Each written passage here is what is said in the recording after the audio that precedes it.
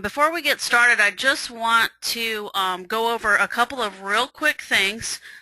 Decoding Dyslexia is thrilled. We had so many people sign up tonight, and we're super excited to bring these community webinars to you. And I wanted to let you know that in the chat box I posted our MailChimp link. And if you would, you can just go ahead and even click on that right now. It'll take you to that page, and you can save that page and go back later and register. It's also on our Facebook page and on our website. And we really need everybody to use that MailChimp link to sign up for our email list. It'll give you the opportunity to let us know what area you live in so we can start to try to connect people that live in the same area. It'll also let us know what type of commitment you have to decoding dyslexia. Do you want to be just updated on legislative stuff? Do you want to find out about a meeting that's in your area? It'll just help us to better serve you and not to bug you too much by email if you don't want to be bugged. I also want to let everybody know that we do have a website. It is decodingdyslexiaca.org. We also have our email address, as you can see right here on the screen, it's listed on there. But we have a Facebook group and a Facebook page, and I wanted to make that real clear tonight because I found out that several people belong to one or the other. They've maybe liked the page, so they're getting the feeds in their feed for the Facebook feed, but they don't know that we have a group. And then I have several other people that are in our group that didn't know about the page. So you need to join the group and also like the page. And so those are two things that I want to also ask you to do. Toby is going to try to join us a little bit later. Hopefully she'll be able to get on and give us a little bit of a legislative update, but we are still working on that bill. So hopefully pretty quick here she'll join. If she doesn't, we're going to be sending out an email anyway, so it'll kind of give you a little bit more information. We are going to go ahead and get started now that I've been running my mouth for almost 5 minutes. So Meredith, can you go ahead and go to the next slide? Okay, so I wanted to do this webinar with Meredith. I heard her speak a couple months ago, and her story is really heartwarming. And I just, when I heard it, I just said, would you please come and share your story? And of course, she was thrilled to do it. And she's a mom here in Southern California. She has 3 kids. 2 of them are dyslexic. She has a company called Spotlight Dyslexia, and she's a dyslexia consultant and screener and a public speaker. She is a trained tutor, and something that was really neat, we featured it a little while ago on the Facebook page. She has a dog named Reba that she takes into the schools, and the kids read to the dog, and it's just a precious dog. Her name is Reba, like I was just saying, and she's just the cutest thing. Meredith also used to work for Microsoft before she became a stay-at-home mom and, started this journey into the world of dyslexia. So Meredith, thank you for joining us and sharing your story with us tonight. Thank you, Jennifer. And I want to thank Learning Ally and Decoding Dyslexia California for giving me this opportunity to share my story, which is called Special I Am. And the title of my presentation comes from a statement my son used early on after he understood that he was dyslexic. He told a receptionist at a doctor's appointment, "I'm dyslexic," and then he said, kind of shifting his hips, "Special I am," which is cute, but it's also quite indicative of a statement a dyslexic child would make in terms of the order he put the words in. But he is right. Kids with dyslexia are special, and there are many of them. 1 in 5 children are dyslexic, and they often go undetected, making them feel not very special. When identified, there are often misconceptions about their aptitude or their abilities. It's not a condition that can be outgrown, but the good news for my story or for your story or for someone you know or encounter is that there is hope. So I'd like to take a moment to tell you a little bit about my story. The children you see on the right-hand side of your slide are children who belong to parents who are part of the Dyslexia Parent Support Group of Southern Orange County, and I'm also a member of that group. And I want to thank them for allowing me to use these photos so that I can not only put a face to dyslexia, but also so that we can be reminded that this isn't just my story, but there are countless stories of those who struggle to reach a diagnosis and then beyond that to find the appropriate intervention. So my story starts about 8 years ago when my son entered kindergarten, and he is the one you see in the football uniform, and the little girl in the paper heart belongs to me as well. But this story starts with him. He was a very happy child. He loved to learn, and unlike other children with dyslexia, he did not experience a delay in speech or have difficulty speaking. In fact, he was very verbose. At 18 months, he loved trucks, and he could say excavator. So I thought to myself, what child who can say excavator at 18 months isn't going to just go and rock the halls of kindergarten? Well, that's not exactly how things played out. Within a few months of beginning kindergarten, our once happy son began to hide behind the couch, saying things like, I'm stupid and I'm dumb. And these behaviors then translated into the classroom when he would look at the paper of the child next to him and see that they could do something that he couldn't reproduce. So, of course, we began getting calls from the school. We tried talking to the teachers to get to the bottom of what was going on. The behaviors that were being exhibited we hadn't seen before, and this just didn't sound like our child. So, searching for answers and not finding any, one day, the principal called me in and she said, you know, I think I've figured things out. Can you come in and we'll sit down and talk? And I said, sure. I was actually excited. I would finally find an answer. What in the world was going on? So I sat down, and this is the first thing that came out of her mouth. She said, you know, I'm no expert, but I think your child has a mental illness. And I just was shocked. And in my head, rapidly, these thoughts are going around. Oh my goodness, I can't believe she said that. I don't believe that. How could someone say that? Wow, wait a minute. My child already thinks he's a failure. What is she going to say next? Is she going to say that he shouldn't, you know, he doesn't belong in the school?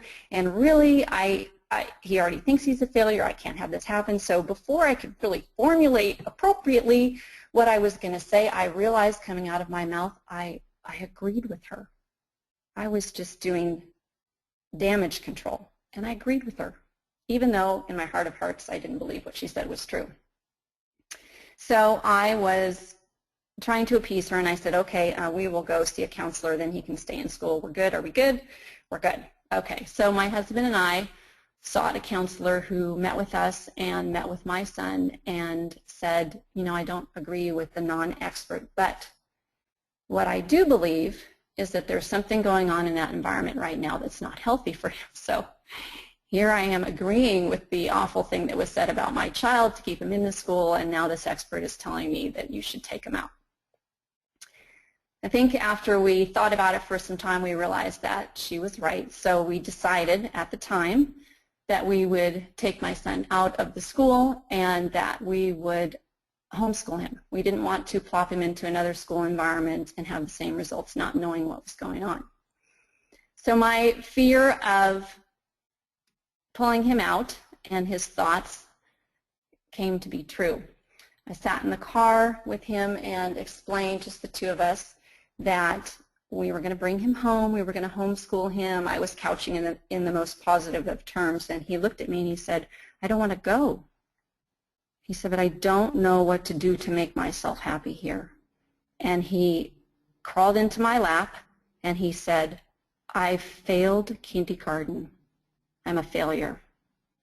And he just burst into tears. And the two of us sat there and we cried together. My heart was broken. His little heart was broken. But what else could we do?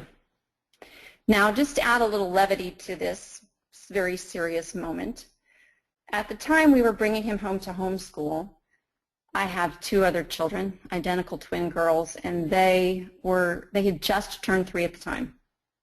And so I kind of had to ignore them in order to work with him, and I think this is a ripe time in my life for some book at some point in time, because when you have two children of the same age, they tend to get very creative and collaborative. So one day while I was working with my son, they decided they were going to take the fish for a walk.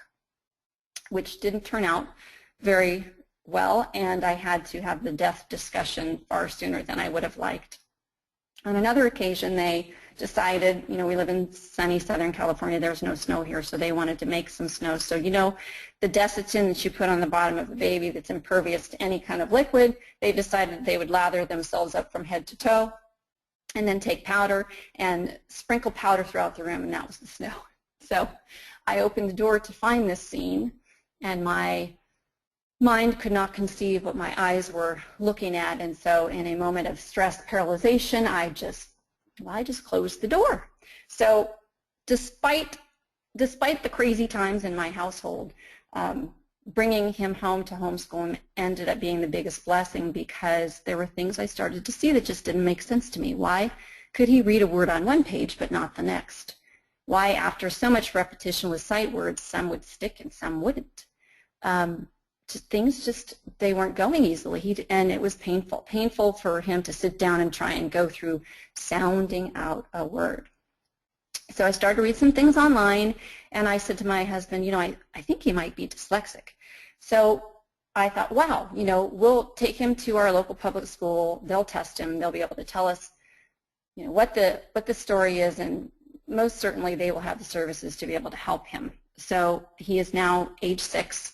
And I am accompanying him on this venture, and I'm in the room because of his young age watching the testing. And on one particular day, they were testing both comprehension and deciphering. Deciphering being, could he read a word? Well, he could only read and the, maybe, so he scored a 0. Comprehension, they were playing a story on a CD and stopping, and he would have to answer questions regarding the story. And then they would play again, stop, he would answer questions. And based on how far he got in that process is what grade level he was at. And so on the comprehension side of things, he reached high school level. So what they did is they took those two scores and they averaged them together. And they said he's average. So in our meeting for an IEP, an individual education plan, we were denied an IEP. They said he's average. And I thought, wait a minute, but I've sat with this child. He can't read a single word hardly. And I looked at the vice principal and I said, so what you're telling me is he has to fail before you do anything. And I'm grateful for his honesty. He looked at me and he said, yes. So my husband and I stood up and walked out of a second school. Now my child's only 6. We've been to 2 schools. So I was able to locate a person who would screen for dyslexia. She came into our home and she did verify the diagnosis. Yes, he's dyslexic. And at that time in my area, there were not a whole lot of options. I didn't know of any individual tutors. There were no particular learning centers that I was directed to.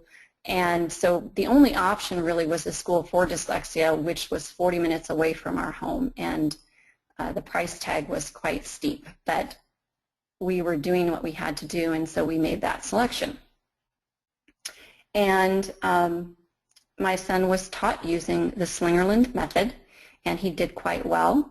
And fast forward to today, although I want to provide a caveat when I say how well he is doing today. I don't want to make it seem like we had this diagnosis, we got some intervention, and whoop, things were great, because this really is a journey. Things still remain difficult for these kids even after some intervention, and he also struggles with some anxiety.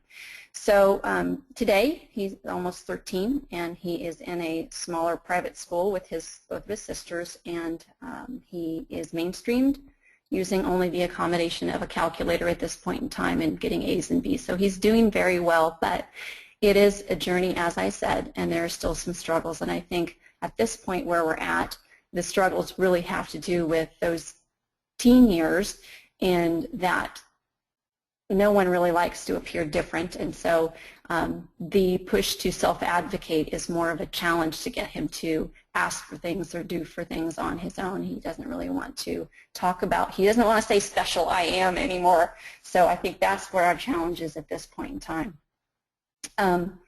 You know, I said there are countless stories, and I think what's so important is how we, if you're homeschooling these children, or if you're an educator, or even if you're working with your child on homework, it's so important how we talk to them. And so I want to tell you some quick stories. These are the pictures on the other side of the screen you see. The first is that of Scott Sonnen, who is a world-renowned martial artist. He's also dyslexic, and he speaks on dyslexia. He's done some TED Talks if you want to look up his name. And he tells a story when he was in second grade. He always wanted to use his left hand, but back then they encouraged you to use your right. So he was writing with his right hand, and when he would write his name, he would always write it backward, from the right side of the page to the left, S-C-O-T-T. His second grade teacher was watching him do this, and he was sitting in the back of the class, and she came back to him and said, you know, Scott, can you take your pencil from your right hand and put it into your left hand and write your name? And so he did. He put his pencil in his left hand, and now he wrote his name, and he wrote it in the correct direction from left to right, S-C-O-T-T. And he was amazed. And now the teacher said, okay, and this is getting the attention of the rest of the class, so they're kind of all looking back at him. She said, I'm going to give you another pencil. I want you to put a pencil in your right hand. I want you to put a pencil in your left hand, and now I want you to write your name at the same exact time with your left hand and your right hand. And so he did. He wrote Scott with his left hand in the correct direction, and he wrote Scott with his right hand backwards so that the T's met in the middle. And he went, wow, and the other kids went, that is so cool. That's such a crazy trick. How did you do that? And the teacher leaned down and whispered in his ear. She said, that's just the first of your superpowers. And he said, that teacher and that moment and what she said made all the difference in the world in terms of his self-concept going forward. Juxtapose that story with the story of Willard Wiggins. Willard Wiggins creates art in the eye of a needle, you know, a sewing needle. The kind you have a hard time putting a thread through. His work is microscopic. You can see it enlarged in the two examples on the slide. One is the Incredible Hulk, the other is Marilyn Monroe. And you can just Google art in the eye of the needle and his information will come up.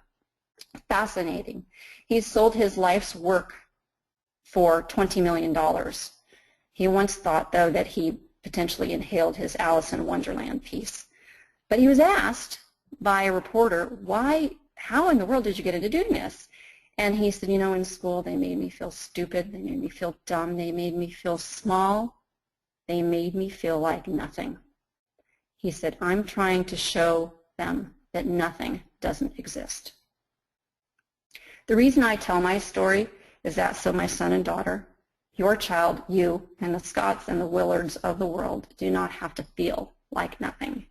We need to educate, we need to identify, and we need to do more.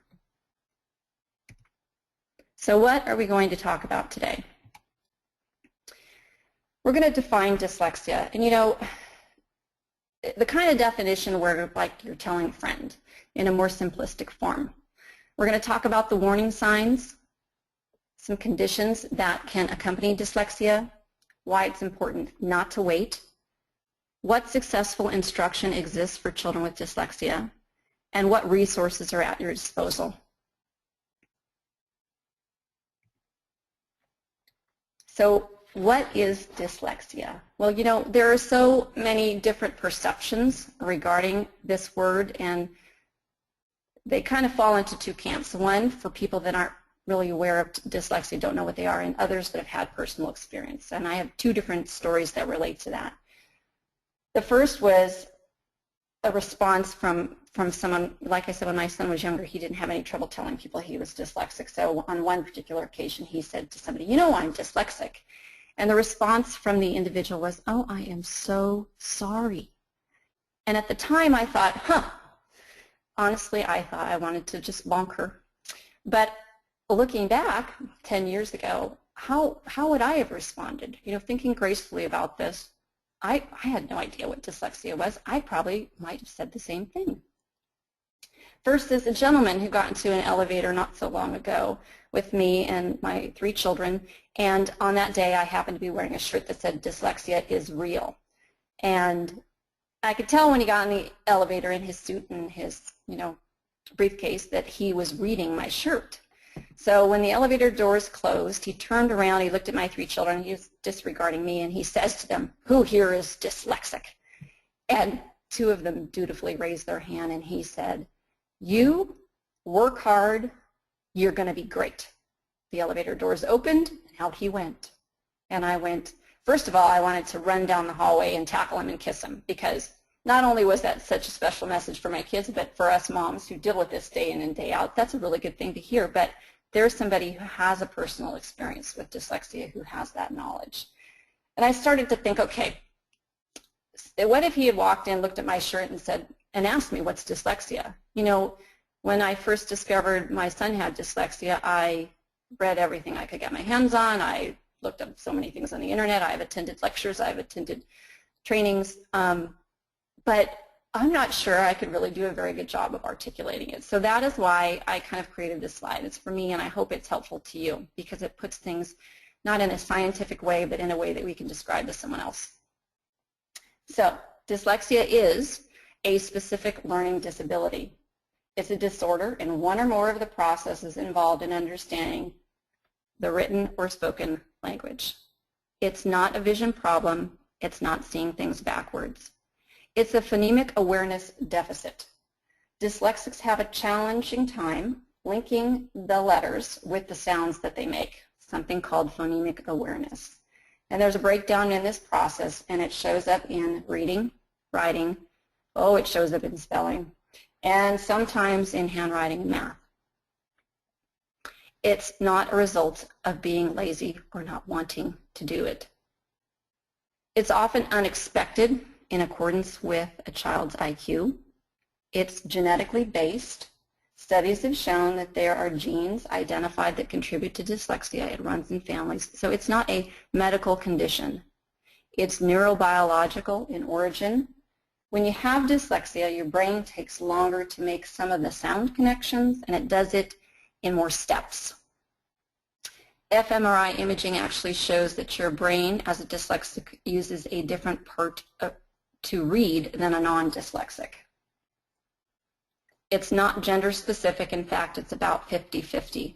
I think there is an assumption that more boys are dyslexic than girls sometimes, and since my son was very active and very verbal, he certainly stood out in the classroom, whereas my daughter, who I since discovered is dyslexic, is quiet, dutiful, hardworking, and quite honestly, if I didn't have a son that was dyslexic, I would never have known that she was, until one day she came to me and said, and even if I hadn't had my son and she said this, I would have just thought, oh, well, she just takes her longer to read. She said, you know, Mom, I have to keep reading things over and over because I forget them. And she's concentrating so hard on reading the words that the comprehension piece is falling down. So it's not one gender or the other. It's equally distributed. It's real. That's why I wear my dyslexia is real shirt. It's not something made up. If you're a mom who ever sits with a child and does homework, you know that dyslexia is real. It's not something that you have to identify later. Many times parents will be told, oh, we don't test for that until 4th grade or 5th grade. You can't, you can't determine dyslexia. You can actually test a child as early as 5½. And in fact, studies have shown that they are able to detect dyslexia earlier. The difficulty now comes in trying to figure out in those preschool age children what's the best intervention. So that's a promising thing for the future. Dyslexia is about overcoming. It's not something you outgrow or that is cured. In this simplistic form, it means difficulty with language. What to look for? Dyslexia warning signs. Before I kind of get into this, I have a suggestion. Feel free to take this list. I think in the materials there are also some lists of warning signs, and give this to your child's teacher. I have given a little packet of information before and kind of jokingly said, oh, I'm doing a data dump on you. I don't know what you know, but my child's dyslexic and I think this might help you. Because you may know that your child is dyslexic, but I guarantee you that a lot of teachers are not trained regarding this, and there are going to be many more children in that classroom that will exhibit those signs, and if there's some education there, then maybe those children can be identified to get the assistance they need. So I've broken this down into general signs, oral signs, reading signs, and spelling signs. If your child exhibits 3 or more of these warning signs and there's a close relative with dyslexia, they really should be screened. What are the general signs? I just mentioned one of them, a close relative with dyslexia. Difficulty with left and right direction. I went to a wrestling match recently and it was kind of cute. On the mat, there was a match and the coach was yelling at his wrestler, move him to the left, move him to the left. And the wrestler moved to the right and the coach goes, the other left. And I thought to myself, there's someone with dyslexia. Difficulty with left and right direction. Late to establish a dominant hand or mixed hand dominance. My son still uses in sports his left and his right hand. Can't tie shoes in the normal time frame you would expect. Chronic ear infections. Trouble memorizing a set of sequences, maybe like in long division as an example, multiplication tables, spelling words. Maybe they can remember them for their test on Friday, but come Monday they can't spell that word again. Difficulty sequencing the alphabet. Can't spell their name or write out their address or phone number. Trouble telling time on a clock with hands. And I think the most important signs are they stop wanting to go to school or they dread going to school and they start saying things like I'm stupid or dumb. Oral signs. Difficulty rhyming, not speaking by their first birthday. Speaking words in the wrong sequence, special I am as an example. Word retrieval problems. There's a lot of ums, they're searching for that word they want to use. Stuttering. Reading signs. They can read a word on one page but not the same word on another. Their reading is slow and choppy and not accurate because maybe they guess based on the shape of a word. They skip or misread prepositions, ignore suffixes. They can't sound out unknown words. Remember, they have a difficult time linking the sounds, the letters with the sounds that they make. They can't remember sight words, and they can't remember the appropriate homonym to use. Spelling signs, poor spelling and writing stories or sentences. Many times a child with dyslexia will have a wonderful verbal acuity. They will be able to tell you in great detail something, and you would expect that they'd be able to then do that on paper, and there's a big disparity between the two. Often they don't use vowels. They have difficulty writing clearly, something called dysgraphia that I will talk about in just a moment, and extreme difficulty learning cursive. Coexisting conditions. There are some things that can accompany dyslexia. The first I have here is dysgraphia, which means difficulty producing letter forms by hand. And some symptoms of dyslexia that you will see are an odd pencil grip. Maybe they use extreme pressure when writing. They have poor or inconsistent letter formation. The spacing between the words is off. Either there's a big gap or there's none at all. Their tails don't consistently go below the line. Maybe they're slant and their letter heights are inconsistent, or their letters don't actually sit on the line themselves. Dysgraphia can come with dyslexia, as I said, but it doesn't, dyslexia can stand alone. The one thing to note, though, is that dysgraphia itself never comes alone. So you may have a child that's dyslexic and has dysgraphia, but if they have dysgraphia, it's always going to come with something.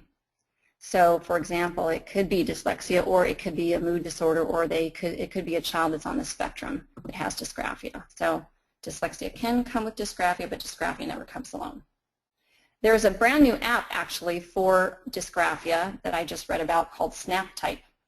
And it allows the student to take a picture of the worksheet that they're working on using an iPad, and then the student can type the answers on the screen. So the worksheets are then stored in one place on the iPad in an organized fashion. And there's actually the example I have right below here on the right hand. This is my son's writing, and this is a good example of both dysgraphia and dyslexia together. His letters are not well formed. They're kind of squished together, or there's large spacing, but this actually says love Matthew, so he's put, love Matthew on top versus at the bottom. And it says thank you. So the thank you is squished together. He's used the wrong vowel and left out a consonant there and mixed up the letters. Very indicative of dyslexia. And then it's supposed to say for the Rose Bowl tickets. And if you read dyslexic, you would have gotten that. One thing that dyslexic students will do is, because there's some confusion between the B and the D, is they will move to a capital version of the B and the D, and in this case, bless his heart, that's what he was doing, but it's even then the wrong capital, because if it says Rose Bowl, it should be a capital B. So that's an example of dyslexia and dysgraphia, both together. Other coexisting conditions that can come with dyslexia are anxiety and ADD or ADHD, and in fact, approximately 40% of individuals with dyslexia also have attention issues. The one thing I want to note, because I deal with the anxiety and as a mom and the attention deficit, my son has dyslexia and anxiety, and my identical twin girls are a ripe study because one has dyslexia and the other has ADD. So I'm familiar with anxiety and I'm familiar with attention deficit, and the one thing to note is that they can look a lot alike. Sometimes a child with anxiety, say they are given a worksheet, they're looking at the worksheet and then they're in their head thinking, oh my gosh, can I do this? I don't know, there's so much work, am I going to get it done in time? I don't know how to do this. Meanwhile, the teacher is giving instructions, and the child, because they're so in their head freaking out, is not listening to the instructions, and that looks like they're distracted, but they're not. And the one reason I point this out is because you would never want to give a child with anxiety some of the medications they prescribe for attention, because that's a stimulant and it would only exacerbate the issue. So if you have any behavior issues or if you suspect anxiety or attention deficit, it's really good to get a professional opinion so you know you're going down a right path. And I'm just saying that from experience. So if it's not clear on this slide, my message is don't wait. Don't wait. Don't wait and see. Oh, they're going to grow out of that. Oh, that's normal. You don't want to wait to get help for your child after they're failing. You want to get them help before. Reading difficulties diagnosed after 3rd grade are generally harder to remediate. And the one thing I caution is not to have your child held back to repeat a grade, because if they're taught in a specific way and they're not learning, repeating that same process again is going to produce those same results. They need to be taught in a particular fashion that's geared toward a child with dyslexia. In fact, I read a study that said that the shame felt by a child being held back a grade was the same shame felt by an incest victim.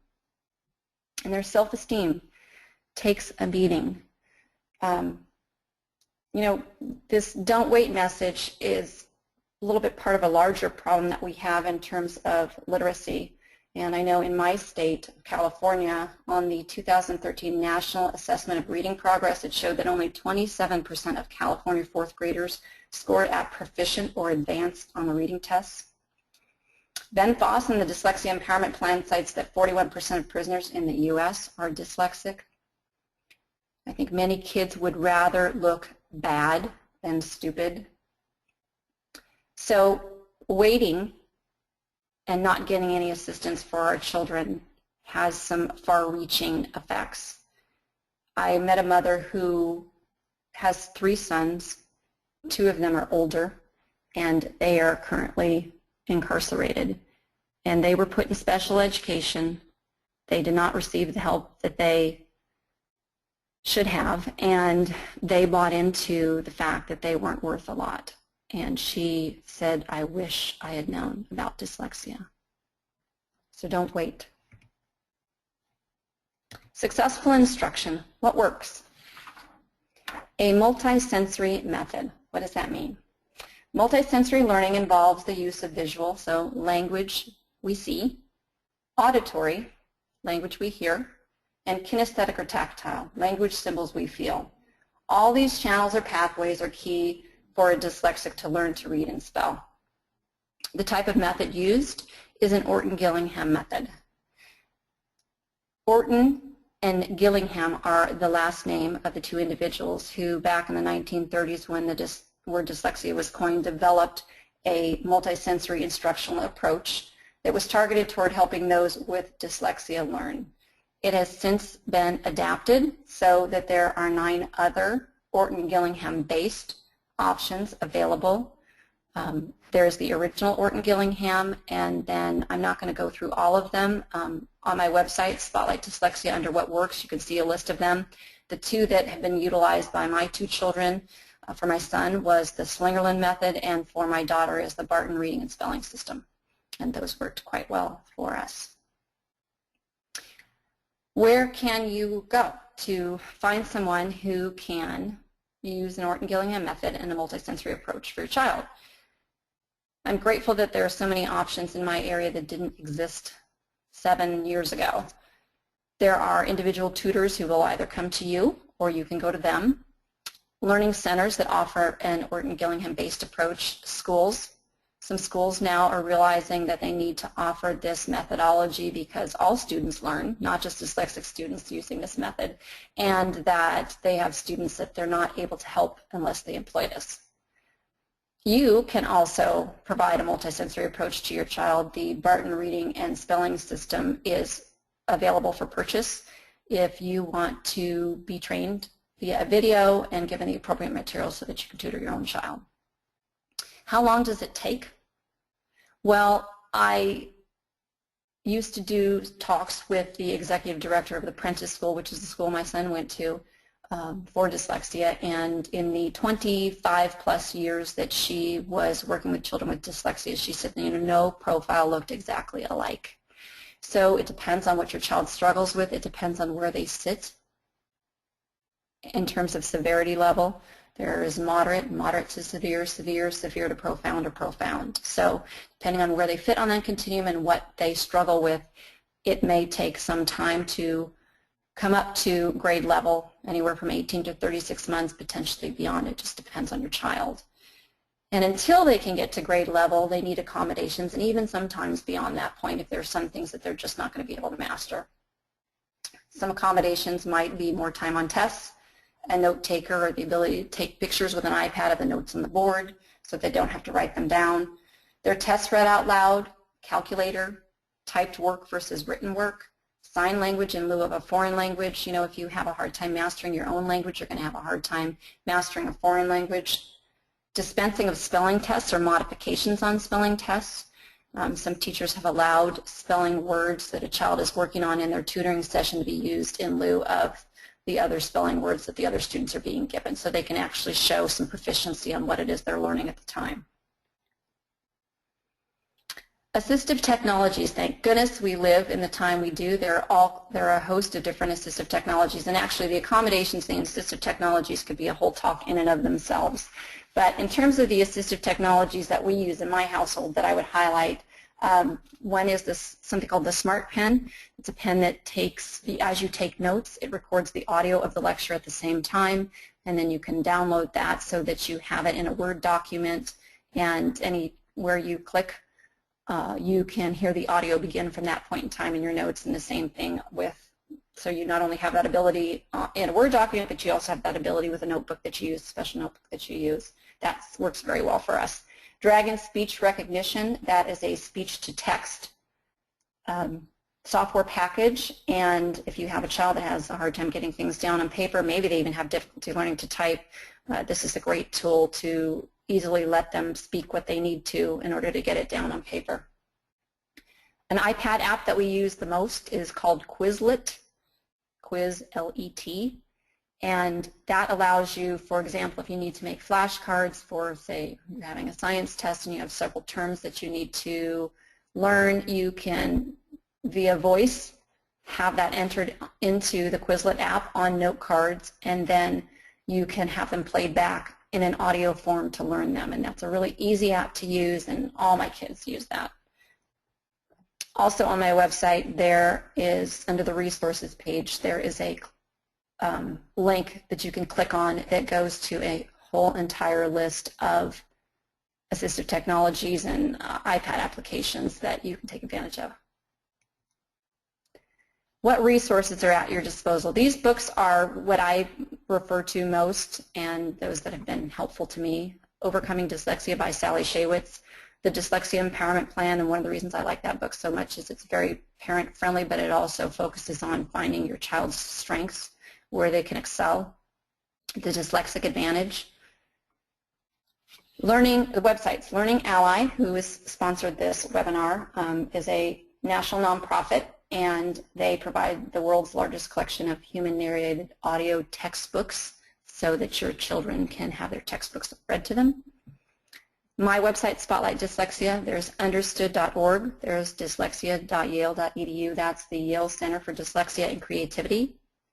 brightsolutions.us, that's Susan Barton's website with a host of resources available to you. ncld.org, the National Center for Learning Disabilities, and the Dyslexia Training Institute.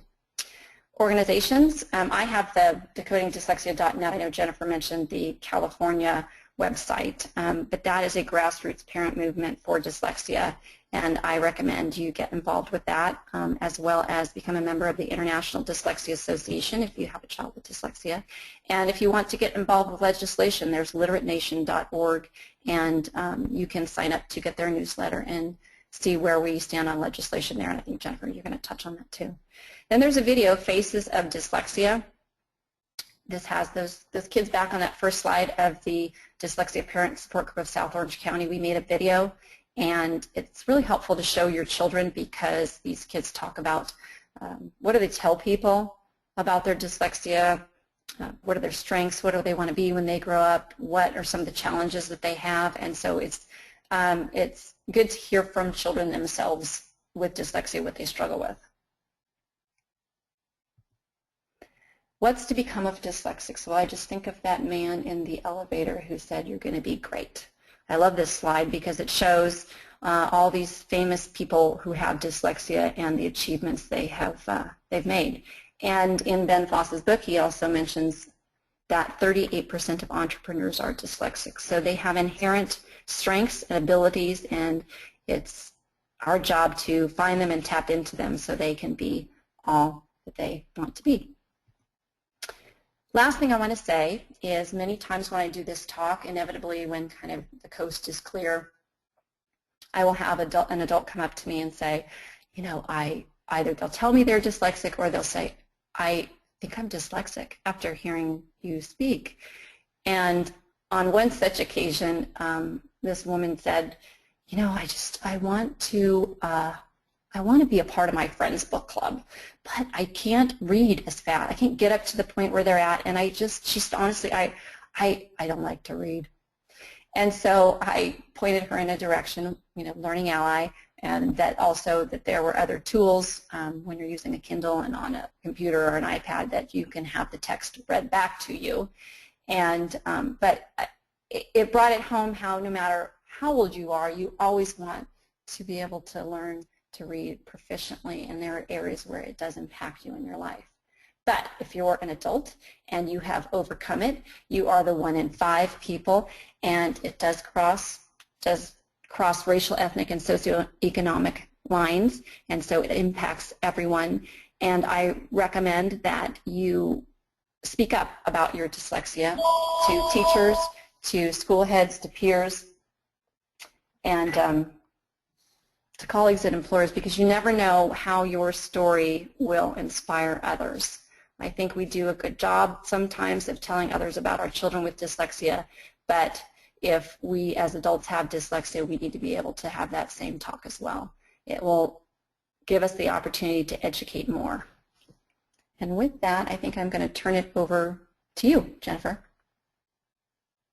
Oh, perfect, perfect. If anybody has questions, go ahead and type them into the chat box. I'm going to just go over a couple things real quick, and then Toby's going to give us an update, and then if we have any questions, we'll go ahead and get those answered. I just typed into the chat box that Decoding Dyslexia is now in 50 states and 4 Canadian provinces, and we still need to get Washington, D.C. on board, but nonetheless, we've really done quite a job of getting everybody involved over the past 3 years. So basically everybody's working towards the same goals. Everybody's in kind of a different spot with legislation, and so many of us, like here in California, have so much work to do with just building awareness and really helping everyone really understand what dyslexia is and what services are needed for our children, that we have, you know, quite a bit of work to do. So with that said, please join your local state Decoding Dyslexia. There's several groups forming throughout the state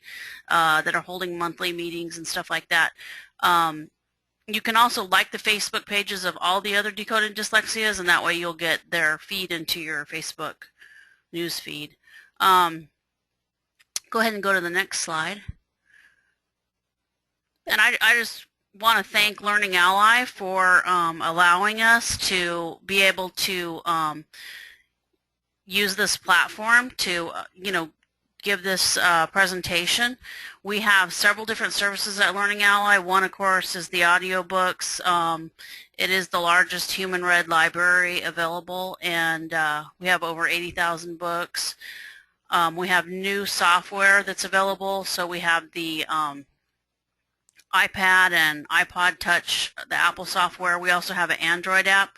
We have a new software called Link for the PC and for the Mac. So it's really easy to use, and we just updated our website, so that's kind of new too. We have a lot of new stuff on there. We do monthly parent webinars, and we have the Ask a Parent. You can ask a parent a question in there. We have a specialist directory. We're building our tutor network. And we're also getting ready in April to do our National Achievement Award program. And I keep saying we because I actually work at Learning Ally too, so thank goodness they allow us to use this. Toby has joined us, so we're going to go ahead and get a quick update about legislation. Toby, are you there? Yes, can you hear me? We can. Go right Okay, ahead. excellent. Well, thank you. So I just want to piggyback on what Jennifer had said at the beginning of the call in regard to our MailChimp account and how important it is, if you have yet to sign up, that we do encourage you to sign up as soon as possible. What we are trying to do at this point is to identify which Decoding Dyslexia members we have in all of the 80 Assembly districts and Senate districts. And this way we are able to pinpoint where we may be lacking in members. And it's not, and we know that it's not because we don't have dyslexics that are living in those specific assembly districts. It's just that they haven't heard about Decoding Dyslexia or have yet to sign up on the MailChimp account. So definitely important that you go ahead and do that, because that is key in allowing us to identify and move forward and work the outreach in what is necessary for us to achieve legislation. With that MailChimp account, once you do sign up, the very last welcome email that you will receive will allow you to look at our past email campaigns. And there are two very specific campaigns that you will have access to, and those are letter writing campaigns. And within those campaigns, you're able to access links to assist you in telling your own story, either in writing or in person at your Assembly member's district office, or at the Capitol if you choose to go to Sacramento. So please sign up for that account, click on those links, and there are tools there to assist you in helping us move forward with our legislation. Quickly, if you haven't heard what we are asking for, it is mandatory screening for all kindergartners through 3rd grade, teacher training for our general ed teachers, and mandatory in-depth training for our reading specialists, resource teachers, special education teachers, training for our school psychologists, evidence-based programs that are specific for students with dyslexia for remediation. We want our students to qualify for special education based on their deficits or phonological processing disorders, and that school administration, school psychologists, and the entire education system to accept the definition of dyslexia as it is defined in the 2004 IDEA. Currently, I was just on the phone today with Assemblyman Jim Frazier, who is putting this bill together for us, and we are on the right track. The bill that we are proposing is currently in Legislative Council being drafted to California legal standards. So they have submitted 3 proposals. I'm not exactly clear on what the 3 mean, other than they are drafting it up in 3 different ways. So we will get 3 drafts back. and we will then go through those drafts and make sure that everything is what it needs to be, and then we will choose the best of the 3 and we will submit them. The deadline for submittal for any bill in the houses is February 27th. So between now and February 27th, what we are encouraging all of our members to do is to go ahead and write their story either via mail or handwritten letter typed, but to send it in the mail to their district office and to the office up at the Capitol.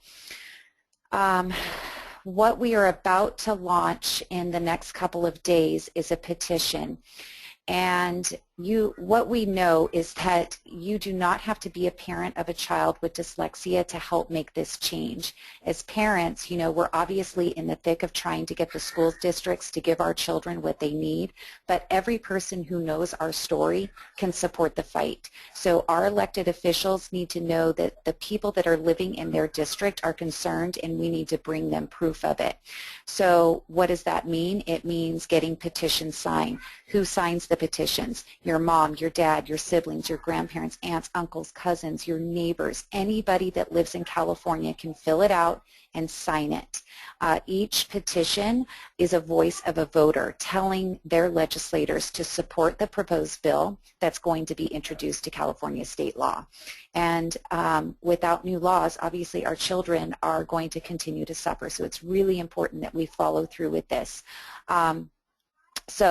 What we're going to ask is we are going to send out the petitions via the MailChimp account. You can then print off the petitions, make photocopies of them, pass them out, get everybody to complete them and sign them. We're only asking for first, last name, city, county, and the assembly district or Senate district that they're in. If they do not know that information, that is fine. And then all of the petitions, we are asking that they get mailed back to my house, and then Debbie Salazar and Mindy Luby and I are going to be sorting them out and then hand delivering them. And most petitions that you see are an 8.5 by 11 piece of paper, and it has just a signature on it. Well, we want to show numbers, and so we're asking 1 signature per 5 by 7 piece of paper. If in the meantime you are interested in talking to your assembly member and maybe you need some talking points, Debbie and I are available to assist you in that. You can feel free to, if you do not have our direct contact information, you can email the regular Decoding Dyslexia ca@gmail account, and we will receive those emails and get in contact with you. Let's see what else real quick here. I think that is about it. Can you think of anything else, Jennifer, that we need to discuss? No, I think that's it. As long as everybody signs up, that'll be a good way for us to just stay in touch with them and let them know, as we're moving forward, what we need everybody to do. So thanks for that update. Thank you. And Meredith, I just want to thank you again for this presentation. You did such a wonderful job presenting all the facts and, giving us the ability to record this and share it is just truly a gift. We can continue to share this with new parents as they come forward. Did you have anything else that you wanted to say before we sign off? I don't see any questions in the chat box. I don't. I just want to thank you for the opportunity as well, Jennifer. Oh, we're just delighted that you did it for us, and again, I look forward to working with you in the future, and give Reba a little extra dog treat for all her hard work. She's so precious. If anybody wants to see Reba and the work she's doing, I'll go ahead and post that again at the top of the Facebook page so that you can see the Meredith's dog and the work that they do. All right. I do have one more thing just on that side note. It's a wonderful program, and the kids who get the dogs reading to them are cool on campus. So if you are interested in that kind of a program and you're in the school where your child attends and you think you might want more information, you can contact, if you go to petpartners.org, you can actually contact someone and try and make that happen in your area. Perfect. And I'll repost that at the top of the page too, and then they can also message us if they want more information. All right, everybody, we're going to go ahead and sign off tonight. Thank you so much for joining us. Keep an eye out for upcoming community webinars that we're going to be doing. We will also be doing another meeting webinar like we did last month for all the Decoding Dyslexia California members to come together and talk about the different things we're doing in our areas and brainstorm and stuff like that. So keep an eye out for that. Make sure you like the Facebook page and join the Facebook group. Have a good night. Bye-bye. Thank you. Thanks. Bye-bye.